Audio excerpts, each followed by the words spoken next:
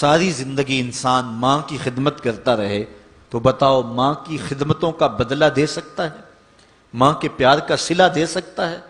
عرض کی گئی کہ میں اپنی ماں کو اپنے کندھوں پہ اٹھا کر کے حج کروایا ہے اور سائی اور کعبۃ اللہ کا طواف کرایا ہے، اور حالت یہ تھی کہ اگر چٹان کے اوپر گوشت کا ایک ٹکڑا ڈال دیا جاتا تو وہ بھی بھن کے کباب بن جاتا، اتنی گرمی کی شدت تھی۔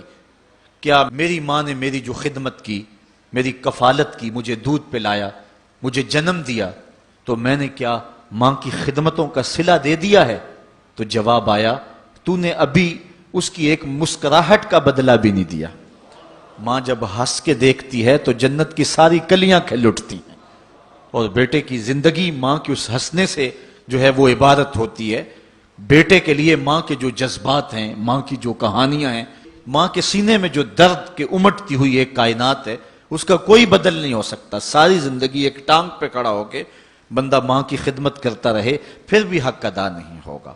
ماں ماں ہوتی ہے، اللہ تعالیٰ جل شانہ نے اس کو وہ درجے عطا فرمائے۔ بیٹے کے ساتھ جو پیار ماں کرتی ہے بھلا کوئی کر سکتا ہے؟ کوئی اتنی محبت دے سکتا ہے جتنی ماں محبت دیتی ہے؟ ساری زندگی بھی انسان ان محبتوں کا بدل دینا چاہے تو نہیں دے سکتا، چونکہ ماں کے پیار کا کنارہ ہی کوئی نہیں۔ ماں کی محبت کی گہرائی اور گہرائی کو کوئی ناپ ہی نہیں سکتا۔ سمندر کے پاتال تک تو شاید کوئی پہنچ گیا ہو، لیکن ماں کے پیار کا کنارہ آج تک کسی کو نہیں ملا۔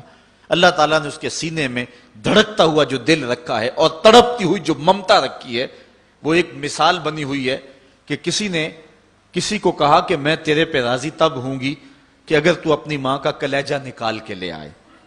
تو اس بدبخت نے اپنی اس محبوبہ کی خواہش کو پورا کرنے کے لیے اس اقدام کی تیاری بھی کر لی، اور جا کے ماں کا سینہ چیرا اور اس کا کلیجہ نکالا، اور اپنی اس محبوبہ کی خوشنودی کے لیے تیز تیز آ رہا ہے کہ میں اس کو دکھاؤں کہ میں نے یہ کارنامہ بھی سر انجام دے دیا اور یہ چوٹی بھی سر کر لی ہے۔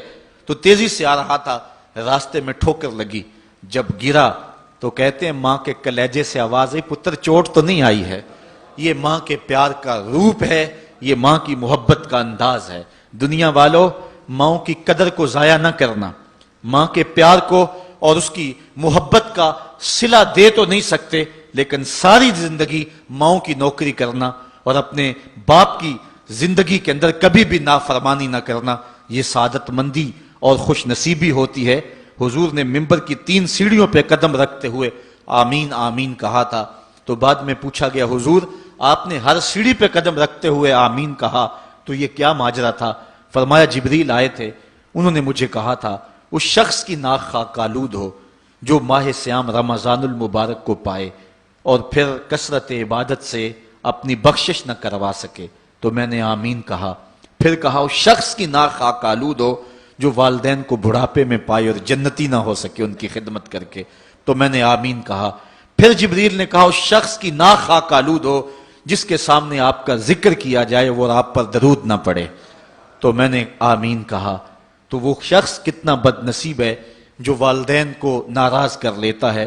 میں کہتا ہوں ساری کائنات ماں کے قدموں تلے ہے، بلکہ میرے محبوب نے جنت کو ماں کے قدموں تلے قرار دیا۔ الجنت تحت اقدام الامہات، جنت ماں کے قدموں تلے ہیں۔